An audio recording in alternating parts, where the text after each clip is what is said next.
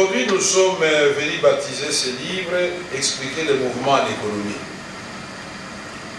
Et j'ai pensé que j'allais seulement prononcer des mots traditionnels avec le vin de palme ou du champagne, mais on m'a convié aussi à cet exercice de la rhétorique. Je voudrais dire au professeur Kabea Chikoukou qui m'avait inspiré ma thèse de doctorat. Ma thèse de doctorat porte sur la rhétorique politique, c'est-à-dire la linguistique, les verbes, la croissance économique, la bonne gouvernance pour un développement durable.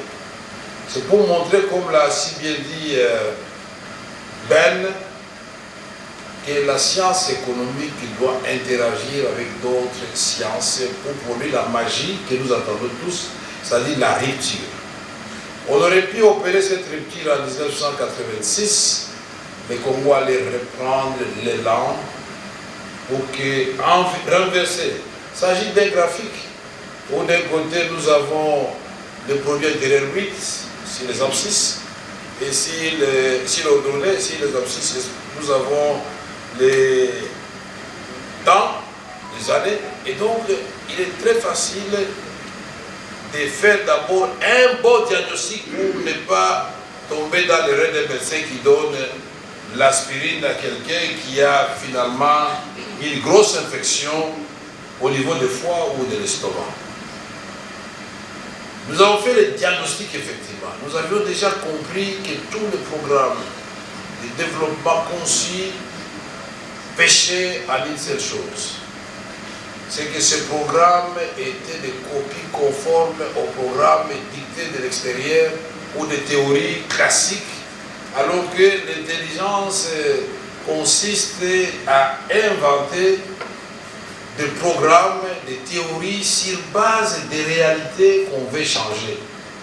Voilà pourquoi je vais remercier encore une fois de plus, nous remercier nous-mêmes, puisque mon passage au gouvernement comme vice-premier ministre de l'économie, président de l'ECOFIN, Jean-Lycée Boussa, ministre du Commerce extérieur à ce moment-là, membre de l'ECOFIN, on a produit un grand dossier sur la transformation de l'économie. Je crois que Jean-Lycée Boussa ne va pas oublier, et c'est lui qui a présenté ça au gouvernement. Mais c'est très difficile à comprendre quand on est dans la précipitation. Notre pays peut répondre à tous les défis du moment. Qu'il s'agisse du changement climatique, on en parle partout, mais la deuxième forêt, c'est quand même le Congo. Nous avons un fleuve qui avoisine les 4000 km, 3776 km, qui coupe le Congo en deux avec plusieurs rivières. Les cours d'eau, plus de 76 000 cours d'eau. Et donc, ce pays-là, qui donne à la planète gratuitement, à l'humanité, se remettre contre les effets nocifs de l'industrialisation, ce pays ne reçoit rien. Ce pays n'a aucune industrie que l'on peut présenter aux yeux du monde aujourd'hui comme étant notre fierté. Voilà ce genre de paradoxe que nous devons résoudre.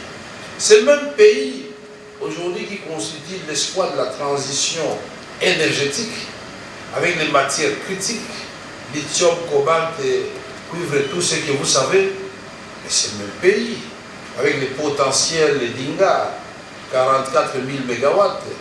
Et si nous associons les autres ressources, nous sommes à 100 000 MW. Mais c'est le même pays où moi j'habite ici, l'avenue Roi-Baudouin, l'avenue des Palais de la Nation. Je suis venu ici, j'ai laissé un groupe électrogène en train de ronronner là à la maison. Voilà les paradoxes. Si nous déjà, si l'avenue Roi-Baudouin pour nous plaindre, mais que penser dans la capitale de quelqu'un qui est à Kisenso, ou tout précis à Bandalungwa, mais je ne vais pas aller à Chabunda, ni à Mouelito, ni à Ikela, non, je ne vais pas aller là-bas. Vous ne verrez pas la moindre étincelle d'une lumière. Et donc, nous avons beaucoup de paradoxes. Comment nous pouvons avoir aujourd'hui 80 millions de terres arables, 40 millions de terres irrigables, et toutes les études démontrent que nous pouvons, si nous cultivons Nous appliquons des méthodes.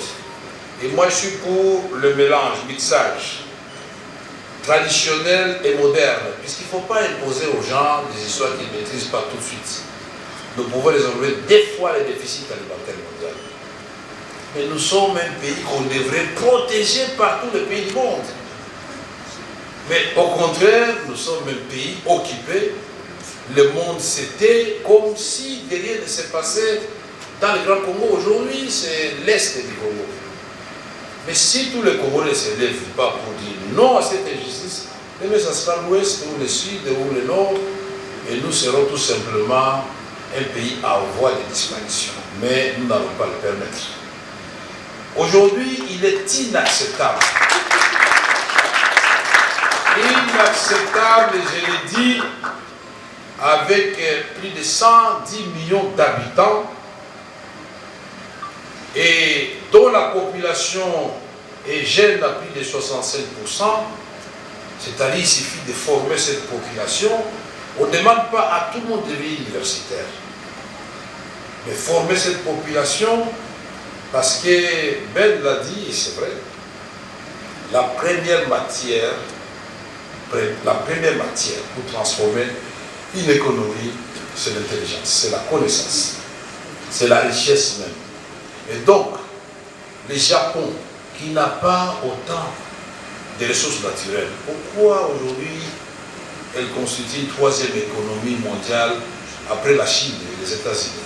Comment expliquer ça?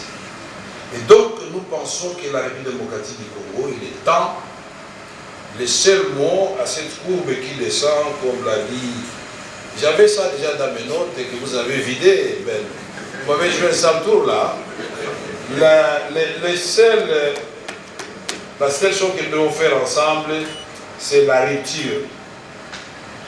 Pour que cette courbe-là, elle vacille, mais quand on fait le point géométrique, nous descendons.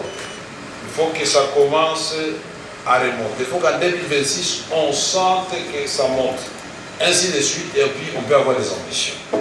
Quand vous faites les programmes à l'horizon 2035-2050, ça vous expliquer comment vous allez évaluer les résultats réalisés, mais nous allons nous enfoncer, nous réveiller dans un satisfecit.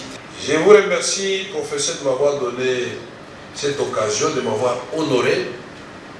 Je me disais, c'est rare de voir un élève, un étudiant, venir baptiser le livre et le soumettre. C'est encore une qualité qu'on doit vous reconnaître, l'humilité.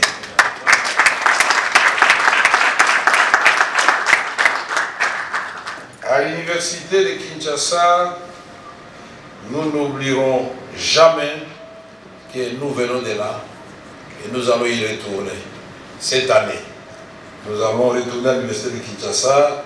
C'est pourquoi je salue chaleureusement le professeur Jean-Marie Kayembe, notre recteur, qui nous avait honorés, Jean Lissier, moi-même un nombre de ministres, quand nous sommes passés expliquer aux étudiants le programme des 145 territoires et toutes les questions qui nous ont posées à l'occasion, nous ont permis d'aller améliorer ce programme et le président de la République a été fier. Je vous remercie.